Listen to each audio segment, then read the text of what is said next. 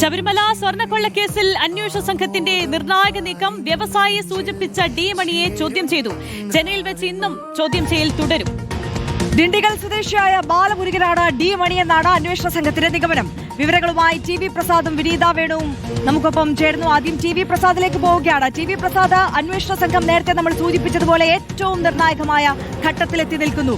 ഈ അന്താരാഷ്ട്ര പുരാവസ്തു കടത്ത് സംഘവുമായി ബന്ധപ്പെട്ട ഡി മണി എന്ന ഏറ്റവും പ്രധാനപ്പെട്ട കണ്ണിയെ ചോദ്യം ചെയ്യുന്നതിൽ നിന്ന് ഇനി ഏറെ പ്രധാനപ്പെട്ട ഒരുപാട് വിവരങ്ങൾ അന്വേഷണ സംഘത്തിന് ലഭിക്കുമെന്ന് പ്രതീക്ഷിക്കാം, അല്ലേ? Good morning Arya. ഉറപ്പായും ഇതൊരു പ്രത്യേക ഘട്ടത്തിലേക്ക് കടക്കുകയാണ് എന്നതാണ്. നമ്മൾ ആദ്യം കണ്ടതുപോലെ ശബരിമലയിലെ സ്വർണ്ണപ്പാളി, അതായത് ദ്വാരപാലക വിഗ്രഹങ്ങളിലെയും കട്ടിളപ്പടിയിലെയും സ്വർണ്ണപ്പാളികൾ മോഷണം നടത്തിയതിലാണ് അന്വേഷണം തുടങ്ങിയതെങ്കിലും മറ്റ് പല കാര്യങ്ങളിലേക്കും അന്വേഷണം നീണ്ടുപോകുന്നു എന്നതിന്റെ സൂചനയിലേക്കാണ് കാര്യങ്ങൾ വരുന്നത്. വ്യവസായിയിൽ നിന്ന് മൊഴിയെടുത്തതോടുകൂടിയാണ് ഡി മണി എന്ന കഥാപാത്രത്തെക്കുറിച്ച് പ്രത്യേക അന്വേഷണ സംഘം മനസ്സിലാക്കുന്നത്. അത് ആദ്യഘട്ടത്തിൽ മനസ്സിലാക്കിയത് ദുബായ് മണി അല്ലെങ്കിൽ ദാവൂദ് മണി എന്നറിയപ്പെടുന്ന വിഗ്രഹ കടത്തുകാരനായിരുന്നു എന്നുള്ളതാണ്. എന്നാൽ അതല്ല എന്ന് തിരിച്ചറിയുന്നു. ഒടുവിൽ പ്രത്യേക അന്വേഷണ സംഘം ഈ ഡി മണിയെ ചോദ്യം ചെയ്യുന്നു. ഡി മണി എന്നാൽ ഡയമണ്ട് മണിയാണ് എന്നതാണ് ഏറ്റവും പ്രധാനപ്പെട്ട കാര്യം. അത് കണ്ടെത്തിയിരിക്കുന്നു പ്രത്യേക അന്വേഷണ സംഘം. ഡി എന്നാൽ ദാവൂദ് മണിയല്ല, ഡയമണ്ട് മണി എന്ന സ്ഥിരീകരണമാണ് പ്രത്യേക അന്വേഷണ സംഘം നടത്തുന്നത്.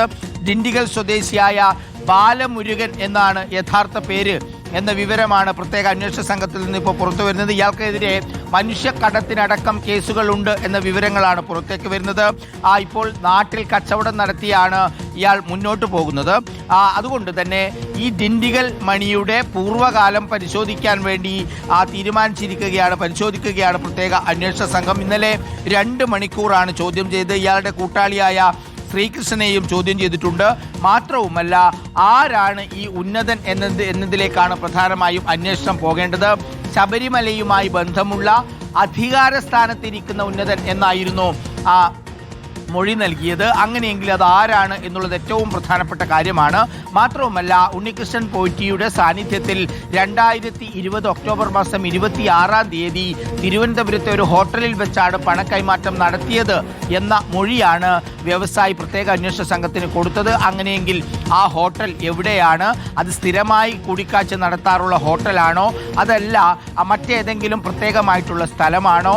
ആ നോട്ടുകെട്ടുകൾ, വ്യവസായി കൊടുത്ത നോട്ടുകെട്ടിൻ്റെ ഫോട്ടോകൾ, അത് ഈ വിഗ്രഹ കടത്തുമായി ബന്ധപ്പെട്ട് ഡി മണിക്ക് കൈമാറിയിരിക്കുന്ന പണത്തിൻ്റെ അതേ ദിവസം എടുത്ത ഫോട്ടോ ആണോ എന്ന കുറേ കാര്യങ്ങളിൽ വ്യക്തത വരുത്താനുണ്ട്. അതുകൊണ്ട് തന്നെ സ്വർണ്ണപ്പാളിയിലും ദ്വാരപാലക വിഗ്രഹത്തിലും തുടങ്ങിയ അന്വേഷണം വിഗ്രഹ കടത്തിലേക്കും നീണ്ടിരിക്കുന്നു എന്നുള്ളതാണ്. കുറച്ച് നാളുകൾക്ക് മുമ്പ് ഹൈക്കോടതി ഇടക്കാല ഉത്തരവിൻ്റെ ഭാഗമായി പറഞ്ഞത് നമ്മളെല്ലാവരും ഓർക്കുന്നുണ്ട്. ശബരിമലയിൽ നടന്നത് സുഭാഷ് കപൂറിൻ്റേത് അനുസ്മരിക്കുന്ന രീതിയിൽ രാജ്യാന്തര ബന്ധമുള്ള വിഗ്രഹ കടത്ത് സംഘവുമായി ബന്ധമുണ്ടോ എന്ന കാര്യം കൂടി പരിശോധിക്കണമെന്ന് പ്രത്യേക അന്വേഷണ സംഘത്തിന് നിർദ്ദേശം നൽകിയിരുന്നു. അതിനിടയിലാണ് കോൺഗ്രസ് നേതാവും മുൻ ആഭ്യന്തരമന്ത്രി കൂടിയായ രമേശ് ചെന്നിത്തല ഒരു വെളിപ്പെടുത്തലുമായി രംഗത്തെത്തുന്നത്. അതായത്, ഒരു വ്യവസായി തന്നോട് ഒരുപാട് കാര്യങ്ങൾ പറഞ്ഞിട്ടുണ്ട്, അതുകൊണ്ട് പ്രത്യേക അന്വേഷണ സംഘത്തോട് ആ കാര്യങ്ങൾ വെളിപ്പെടുത്താം എന്ന് പറഞ്ഞതിൻ്റെ അടിസ്ഥാനത്തിലാണ് ആദ്യം രമേശ് ചെന്നിത്തലയുടെ മൊഴി പ്രത്യേക അന്വേഷണ സംഘം രേഖപ്പെടുത്തുന്നത്. അതിൻ്റെ അടിസ്ഥാനത്തിലാണ് ആ വ്യവസായിയുടെ മൊഴി രേഖപ്പെടുത്താൻ പ്രത്യേക അന്വേഷണ സംഘം തീരുമാനിക്കുന്നതും. അങ്ങനെ ആ വ്യവസായിയിൽ നിന്ന് കിട്ടിയ വിവരമനുസരിച്ചാണ് ഡി മണി എന്ന ദിണ്ടിഗൽ മണിയിലേക്ക് കാര്യങ്ങൾ നീങ്ങുന്നത്. ഡയമണ്ട് മണി എന്നാണ് പേര്, ബാലമുരുകൻ എന്നാണ് യഥാർത്ഥ പേര്. ഇന്നലെ 2 മണിക്കൂർ ചോദ്യം ചെയ്തു, ഇന്നും ചോദ്യം ചെയ്യാൻ തുടരുന്നു. മനുഷ്യക്കടത്തടക്കമുള്ള കേസ് ഡയമണ്ട് മണിക്കെതിരെ ഉണ്ട് എന്നുള്ളതാണ് പ്രത്യേക അന്വേഷണ സംഘം സ്ഥിരീകരിക്കുന്നത്. ഇയാളുടെ കൂടെ ഉണ്ടായിരുന്ന ശ്രീകൃഷ്ണൻ എന്ന ആളെയും ചോദ്യം ചെയ്തിട്ടുണ്ട് എന്നതിനർത്ഥം ഡയമണ്ട് മണിയിലേക്ക് കൂടുതൽ പ്രത്യേക അന്വേഷണ സംഘം നീങ്ങുന്നു എന്നുള്ളത് തന്നെയാണ്. അങ്ങനെയെങ്കിൽ മറ്റൊരു പ്രധാനപ്പെട്ട കാര്യം, ഈ രാജ്യാന്തര ബന്ധങ്ങളും ഈ ഡി മണിയും പോറ്റിയും തമ്മിലുള്ള ബന്ധമാണ് ഏറ്റവും പ്രധാനപ്പെട്ടത്. നേരത്തെ രമേശ് ചെന്നിത്തല നൽകിയ ആ വ്യവസായയുടെ മൊഴിയിൽ ഉൾപ്പെടെ ഉണ്ണികൃഷ്ണൻ പോറ്റിയുമായി ഏറ്റവും അടുത്ത ബന്ധമുള്ള ആളാണ് ഈ ഡി മണി എന്നുള്ള വിവരങ്ങളാണ് അന്വേഷണ സംഘത്തിന് നൽകിയത്. അപ്പോൾ അത്തരത്തിൽ പോറ്റിയും ഈ ഡി മണിയും തമ്മിലുള്ള ബന്ധം, അക്കാര്യം കൂടുതൽ വെളിവായാൽ ഈ ശബരിമല സ്വർണ്ണക്കൊള്ളയിൽ ആ ഉന്നതൻ ആര് എന്നതിൽ ഉൾപ്പെടെയുള്ള കാര്യങ്ങളിലേക്കല്ലേ, ഏറ്റവും നിർണായക ഘട്ടത്തിലേക്കല്ലേ SIT ഇപ്പോൾ കടന്നിരിക്കുന്നത്?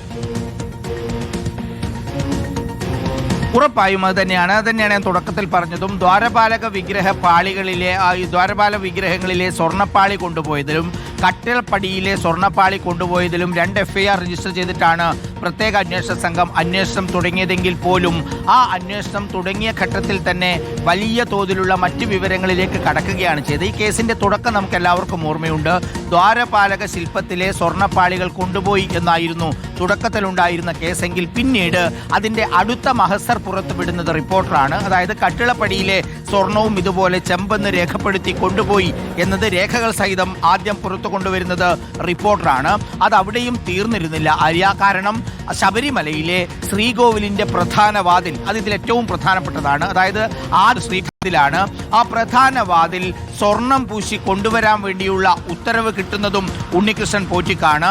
6/8/2018 അങ്ങനെ സ്വർണം പൂശി കൊണ്ടുവരാനുള്ള ഉത്തരവ് ദേവസ്വം ബോർഡ് പുറത്തിറക്കുന്നത്. പക്ഷേ ഈ നിമിഷം വരെ ആ ഉത്തരവ് പുറം ലോകം കണ്ടിട്ടില്ല എന്നുള്ളതാണ്. ആ ഉത്തരവിനെ കുറിച്ച് പരാമർശിക്കുന്ന മറ്റു ഉത്തരവുകൾ നമ്മൾ പ്രേക്ഷകരുടെ മുന്നിൽ എത്തിച്ചതാണ്. പക്ഷേ 6/8/2018 ഉത്തരവിനെ കുറിച്ച് ആർക്കും ഒന്നും അറിയില്ല. ഒരുപക്ഷെ ആ വിജയ് മല്യ സ്വർണം പൂശിയതിന്റെ രേഖകളില്ല എന്ന് ഹൈക്കോടതിയിൽ ആത്മവിശ്വാസത്തോടെ എൻ വാസു പറയുന്നതും നമ്മൾ ഈ സമയവുമായി കണക്ട് ചെയ്ത് ചേർക്കണം.